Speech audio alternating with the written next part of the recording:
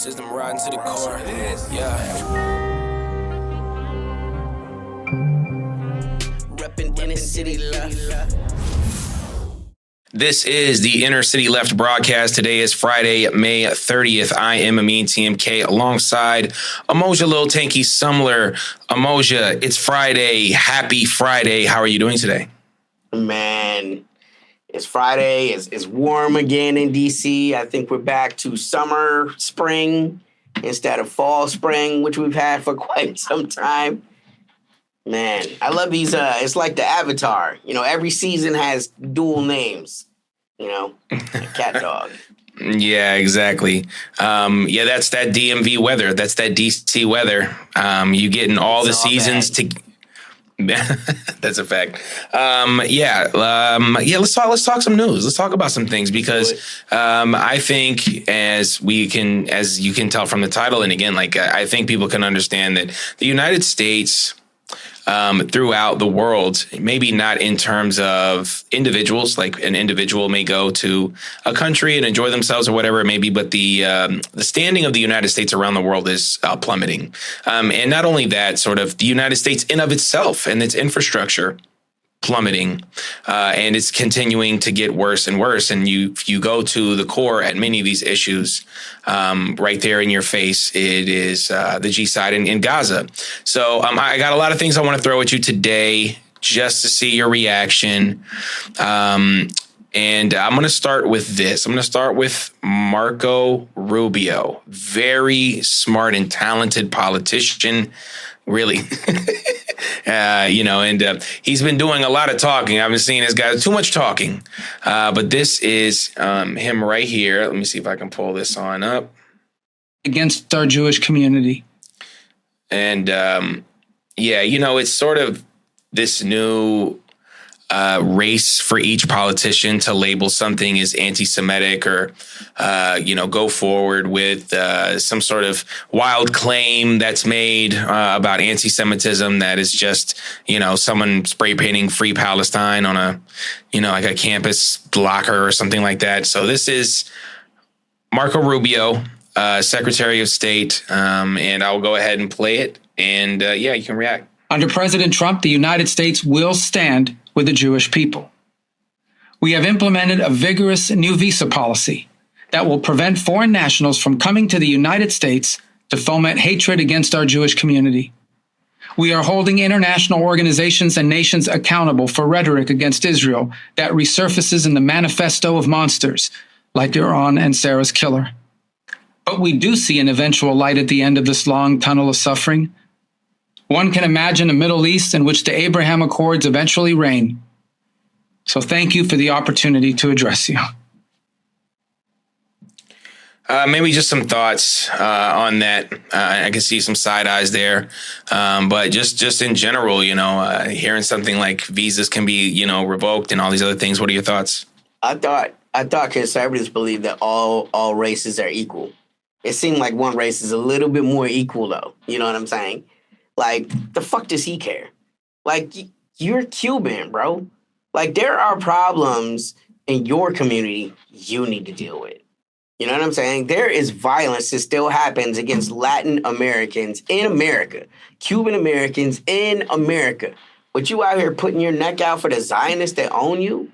You know what I'm saying? I mean, it's just, they joke about it, man. But we really do need, like, the NASCAR model, where everybody got to wear their logos, you know what I'm saying? Who own you? Who rent you?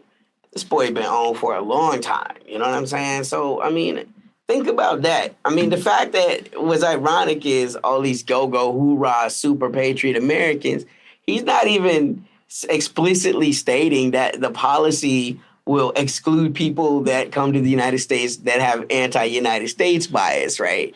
It's just straight up anti-Israel bias. And what does that mean, right? Based on rhetoric. Even how he names the two Israeli soldiers, by the way, who partook in the genocide, in Gaza. Oh, my God, those that hurt poor Alyssa or whatever. You know what I'm saying? I mean, it's just ridiculous. I mean, it's a pure propaganda piece, and it's naked. And these are the things that, here's the thing. Trump's brand we haven't really figured out, what's the impact on the damage to Trump, right? I mean, this is a person who ostensibly can't run for election again without major changes, right? But the career for people like Marco Rubio is not over. So these are the kind of things that you do to damage yourself in the standing and the communities that you'll need if you're ever to run for president. Because again, the irony is there's only two sides that are really anti the Israeli overreach right now. It's the America First, MAGA patriots, and the hardcore leftists. You know what I'm saying? Like the conventional Republicans, the Democratic Party, any side of it, they don't really care one way or the other. And there's no way for him to tap into that MAGA base, right, if he is seen to be an Israeli first type Republican. And that's what he's shown himself to be over and over again. Look, whatever's going on with this Israeli-Palestinian conflict, the most important conflict that exists right now that could happen is the conflict between the United States and China, of which this man is still banned from entering. He's the Secretary of State. The second most dangerous one would be you and Russia. The Americans and the Russians. He went to one meeting, found out how quickly he was out of his depth, and wasn't even invited to any more of these negotiations. Like, think about who's setting up the negotiations. I mean, theoretically, this is stuff that's under the purview of Secretary of State. But he's been taken out of the loop. I mean, except to the extent with which General Kellogg is his man. You know what I'm saying? But more to the point, him and Kellogg probably both belong to the same person. It's not like Kellogg is doing Rubio's bidding. So to me, I think it damages Rubio's brand in a major way. This was a mistake he didn't have to make. Everyone already knows he is plenty loyal to Israel.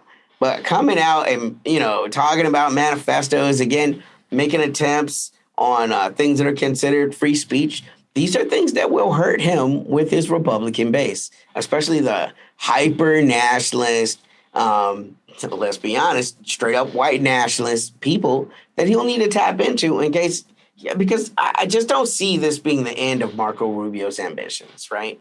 This is a man that wants to be the president someday. This is why he's gotten himself so deeply in bed with the Zionist movement. They're the ones that are a type that can provide the financing that one needs to really make a real run, for the White House.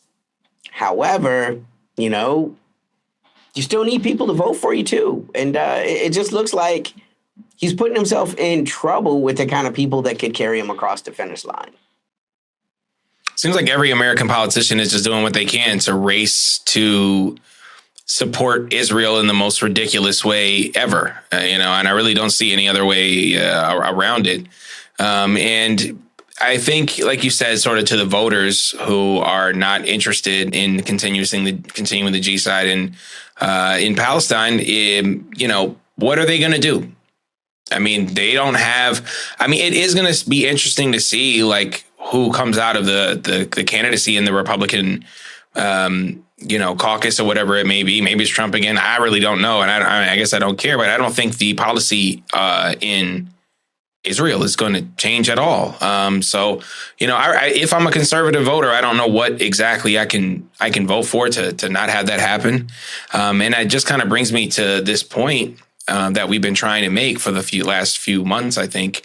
And maybe since the entirety of our broadcast back when we did the Exit the Matrix or, all the stuff the real fans know. But this trying to get across, it really doesn't matter what the president's is. It doesn't really matter who the Secretary of State is.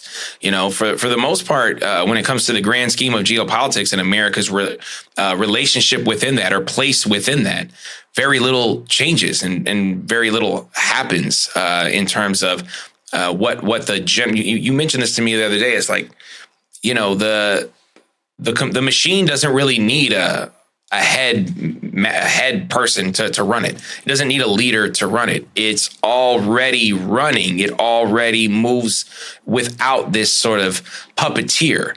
And I think that's a better idea for people to think about America as sort of a amalgamation of monsters moving one monster around, and no one individual can sway it in any other way. I want to. Did you want to say something? I was going to play another video, but I leave it for you, my friend. Jump to the video, please. Because you mentioned China, I wanted to talk about this, and I am going to get to Palestine because I'm just going to get to Palestine on every show. I think folks are going to have to deal with that. But there's like another sort of idea again, because this just goes to like the United States in general just declining. And I think that in the UN today, China came out and was like, basically the United States is at the forefront of the conflict in Ukraine. And they've already spoken out against the G-side in Palestine. I know people want them to do more, but they're not the ones causing this G-side. But I showed this a little bit to you earlier, and I just want to play it for our listeners because I thought it was really necessary because of American exceptionalism. They don't want to acknowledge that China's kind of kicking their butts right now and everything. So let's go ahead and throw this in here, and I'll just get your reaction. Such poverty 50 years ago into the world's greatest maker of like military weaponry and advanced electronics. And a big portion of the disquieting answer is year in, year out, Apple taught them. Just play that one more time. How did they do it? Like, how did they go from such poverty 50 years ago into the world's greatest maker of like military weaponry and advanced electronics? And a big portion of the disquieting answer is year in, year out, Apple taught them. This is from the Daily Show, which you would think would be some sort of progressive, whatever. But, he's talking about, China, basically. And just what are your thoughts on sort of the idea that Apple was taught China everything? And just the mentality of Americans who still sort of believe this to be the case? I mean, the racism on this is beyond words. It's beyond words. Huawei is more successful than Apple. How do you get better than someone you're copying? They have technology Apple has not introduced and may not introduce for 2 to 3 more generations. I mean, it's just the white supremacist mind state to imagine every good thing that happens from non-white people came from white people. So first off, again, this seems to be some type of weird attack on Apple, which we've been seeing more and more since, what was it, Liberation Day, and Trump put all the tariffs on all the world. And so Apple's like, well, we make all these cell phones in Apple and in China. That's going to raise the price on us crazy. And what was the story, right? This will force American manufacturers back to America. No, the fuck it won't. America doesn't have the workforce, and they don't have the foundries to make this type of advanced tech. So it's never going to happen. Right. So what did Apple do? Apple said, I guess we'll move all our plants to India. You know what I'm saying? It still didn't even bring those plants back to America, nor will it. So it seems to be, on one hand to slight Apple, but on the other hand to slight China. So you're telling me Apple is the reason why China has a more advanced rocket program than SpaceX? Why doesn't Apple have that? Apple is the reason why they have more high-speed rail than the next 10 countries can buy. Why doesn't Apple build that? I mean, think about how much money Apple could be making if they had all this secret. The reason why their hypersonic missile technology is so good, the reason why they have the best drones in the world. In fact, they make so many drones, they're excess, that they sell both to the Ukrainians and to the Russians. This is one of those textbook examples when the United States talks about dual-use technologies. Well, drones really are. And China's the world's largest drone maker by far. They make so many drones, they were able to supply the Ukrainian army and the Russian army with just the base drones. And from there, both respective nations. And now, since, by the way, those tariffs, China's decided, okay, well, we just won't sell drone technology to your little puppet Ukraine at all, right? So why isn't Apple making the best drones in the world? I mean, think it's an incredulous statement, and that's why I have to get blowed up. Like when people are out there, and again, it just goes to the benign racism, right, of liberals, right? You don't think that you're saying something incredibly racist, right? It's Apple's fault.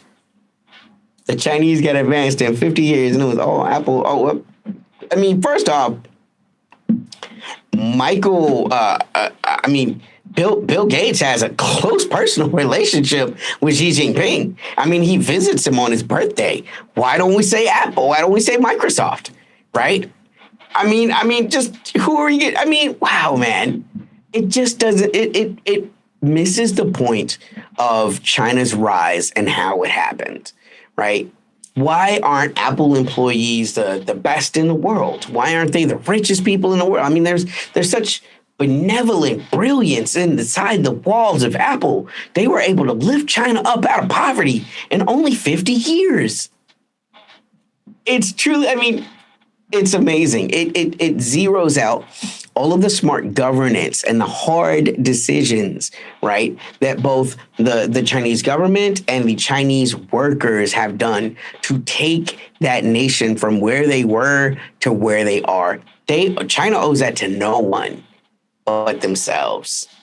Make another hope. If Apple could do this, why don't they? I mean, for real, they should just do it. They should do it in America. They should do it everywhere. Apparently, Steve Jobs, he just loved China so much, he decided, I'm going to forego being a billionaire and go to China and help them secretly subvert. I mean, I wish Steve Jobs, I would like Steve Jobs a hell of a lot more. If this was his secret plan all along, then I owe you so many apologies, Steve Jobs.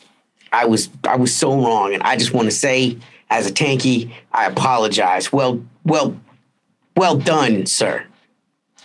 Yeah. Well, I mean, I think it goes to this point that Americans can't figure out, like you said, why China's winning, and it's very simple. It's a formula of socialism and communism, and sort of the Chinese understanding of how to deal with different regions, autonomous regions, how to make those things work. And in the United States, that doesn't happen. There is states, but they're not autonomous. They don't blend to the culture. We always talk about how the United States is several different countries at once. And that's, I think another reason why America's catching it out. But let's get to sort of the nitty gritty here, because the United States is, again, I just want to mention, they're losing everything by supporting Israel. And, that can go back to China. They're not able to, they're showing all of their equipment. They're showing all of their planes, how there's tactics dealing with, the Yemenis. There's a lot of things that, the United States has to show, and China isn't. And, that's, again, because if we go back to what the causality is, why this is happening, it's the siege in Gaza. It's the G-side in Gaza. This was, I have two things I want to show you, and I'll just get your response from each of them. This is a doctor who was in Gaza, and this is his testimony. Let me see if I can get it on here. Crowded and filthy floors. Children died, not because their injuries were unsurvivable, but because we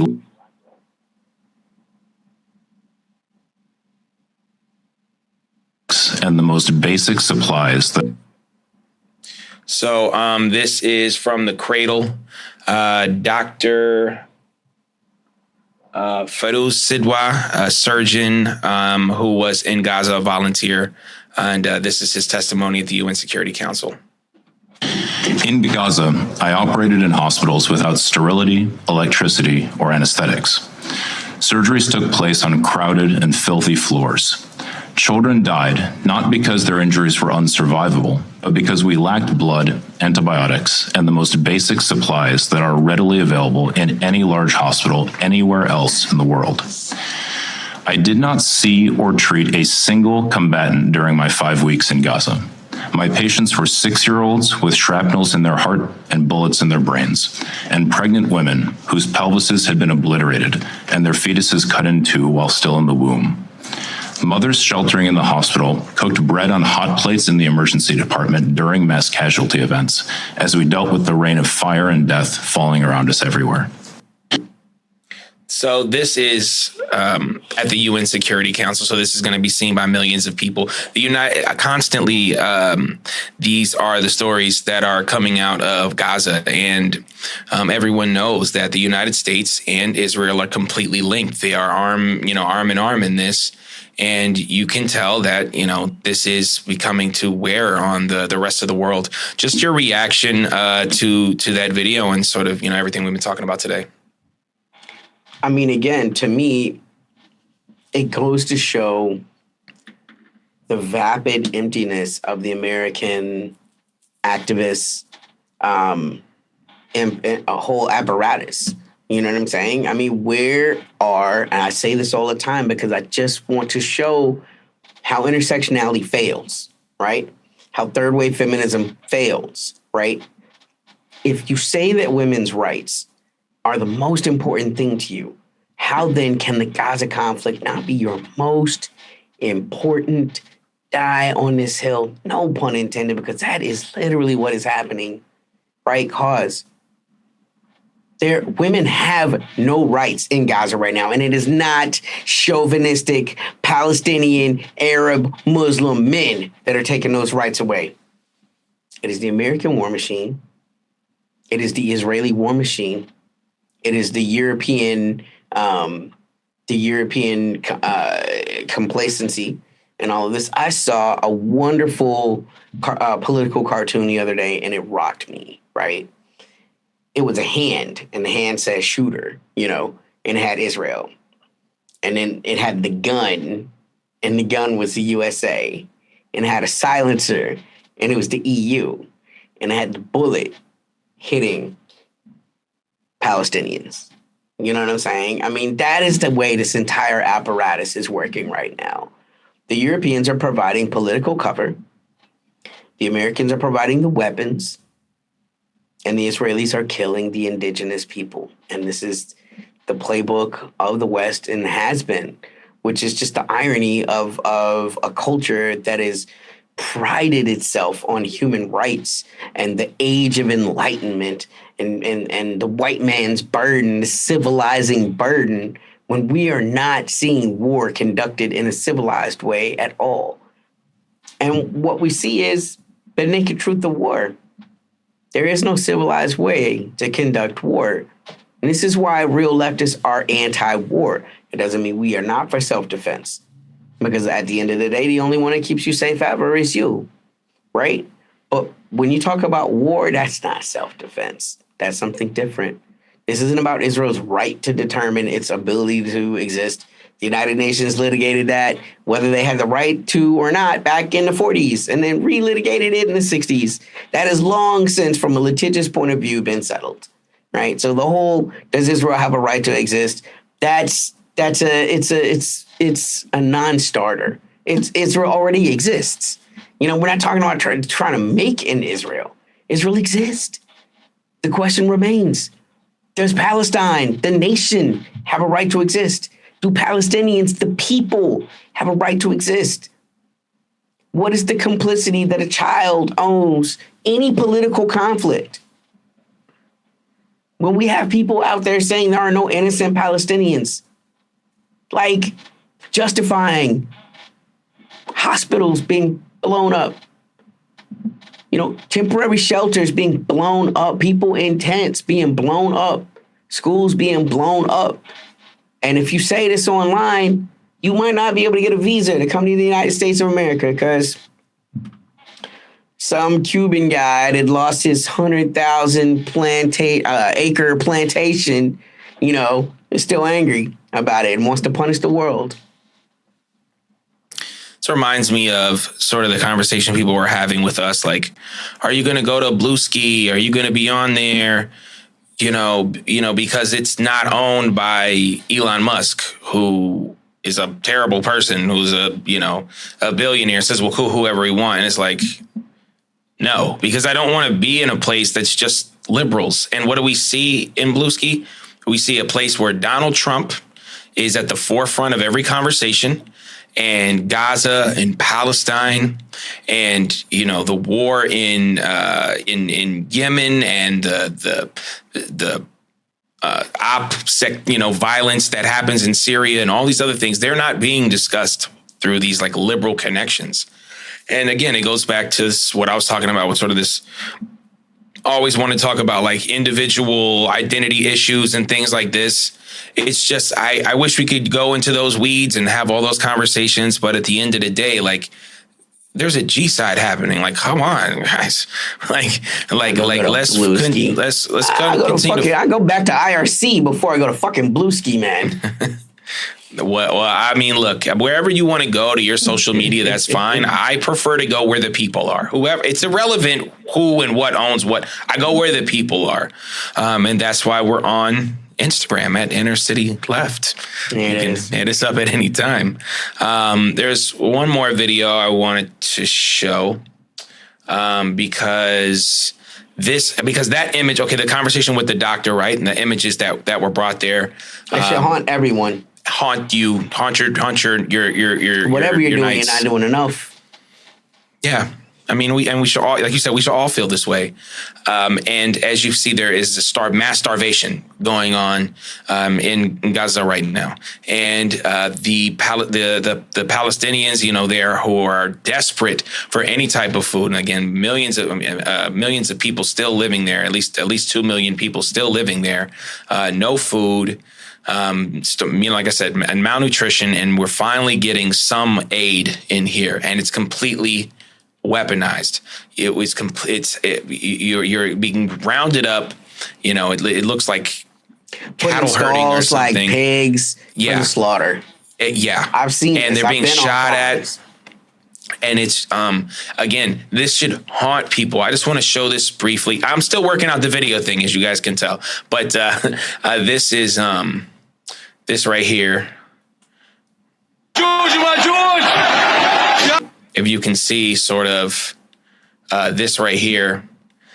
And we get this idea like, oh, it's humanitarian aid. And this is what the tweet is saying, like, oh, this is humanitarian aid. Like, this is what Israel has always supposed to supply the Palestinians, not just aid, but water, shelter, schools. This is what an occupying force is supposed to do under UN law. So this is the scene. This was a few days ago when the Palestinians were able to finally get the aid. And this is essentially the scene.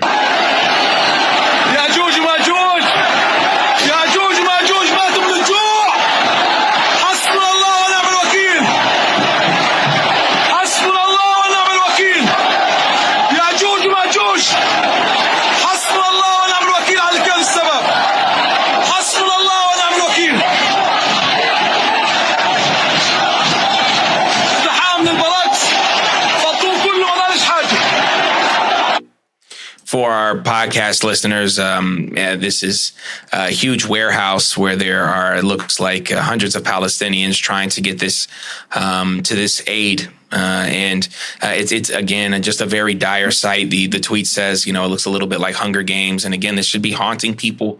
Should be chilling people to their core, making them react, making them want to change their praxis, move through the world.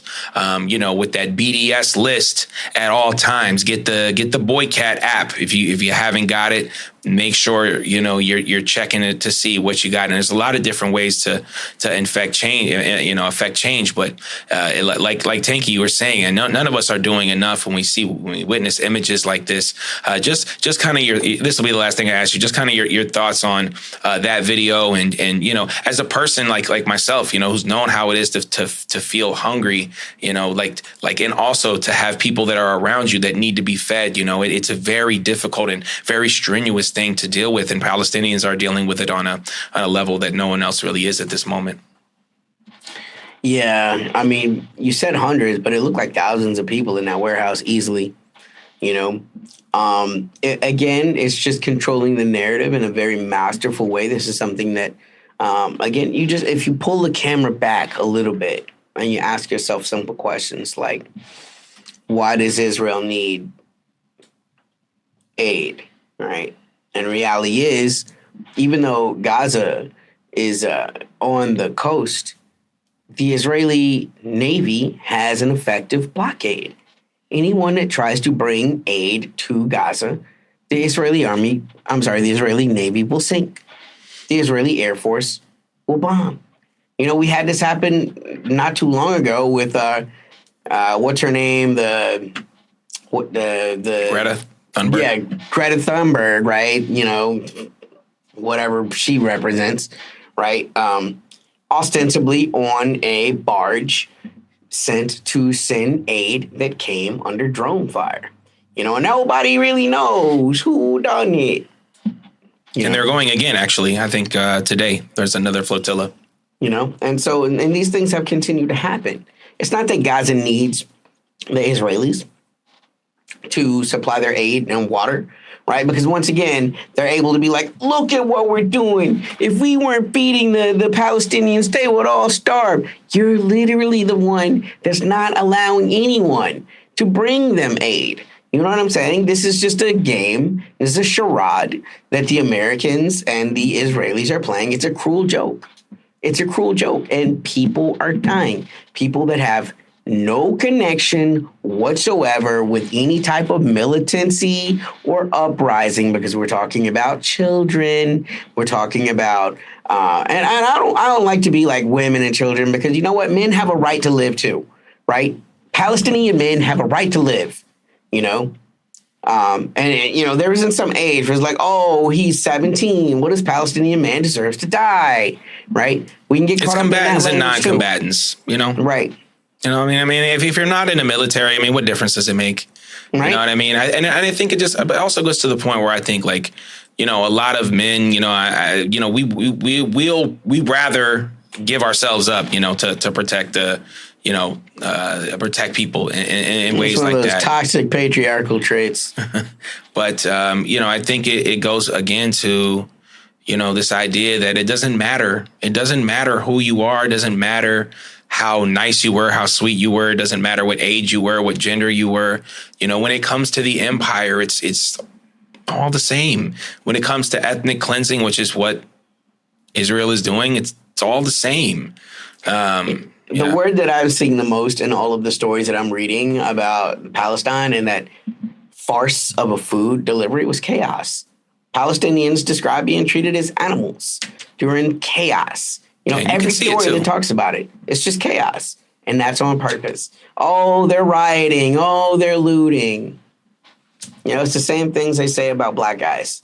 You know, I see it, and I'm incredibly partial to this language because I've seen it used to weaponize violence, horrid violence against men that look like me.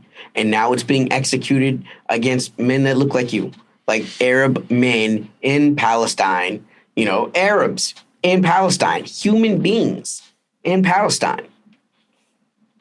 Yep. Yeah.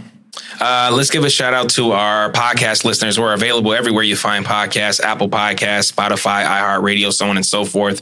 Hit up our Podbean, Fables, Foibles, and Other American Sins right there. Booyah Kashat, available on InnerCityLeft.com. Hit up our music, search Amin CMK or Lil Tanky, wherever you find music. Our Patreon, got so much love for our patrons. And you can be a patron as well. We got a budding community over there. Patreon.com/Inner Left. Connect with us. We have free subscriptions too. Just connect with us whenever and, you know, however you want. We are interested in, you know, like, again, just building a community of folks that are just, you know, kind of focused on geopolitics and, you know, this you know, overarching oppressive apparatus that is known as the United States government sort of on us at all times. And yes, it's Friday. I hope you guys have a good weekend. I hope you have a good weekend, Tanky. Do you have maybe some final things you want to say? Anything we missed before we get out of here? Seems to be an ongoing debate as to whether or not Donald Trump was able to hold back the Israeli attack on Iran. I'm getting several reports that the Israelis wanted to launch a major aerial bombing campaign and were warned by the Americans, for whatever it's worth. We'll find out if that's true or not to proceed. I've been told that the Saudis reached out to the Americans and reached out to the Israelis and explained the complications of such a move. But we'll find out whether or not, at the end of the day, what they want to do will happen. And, so that's, again, for all of the people that watch this broadcast, faithfully, and they're like, they're always saying it's about to pop off. You'll remember we warned you months in advance about the Ukrainian conflict. Everyone thought we were being alarmist. Like, this is what geopolitics is. Word in the street is the word, and that's the word. The word is it's going to happen. So seems like when more than if. So stay frosty, as always. And stay anti-war. I think that's a good stance to have in general. For Emoji Little Tanky Summer, I'm Amin TMK. This is the Inner City Left broadcast. Peace. System riding to the core. Yeah. Reppin' Inner City Left.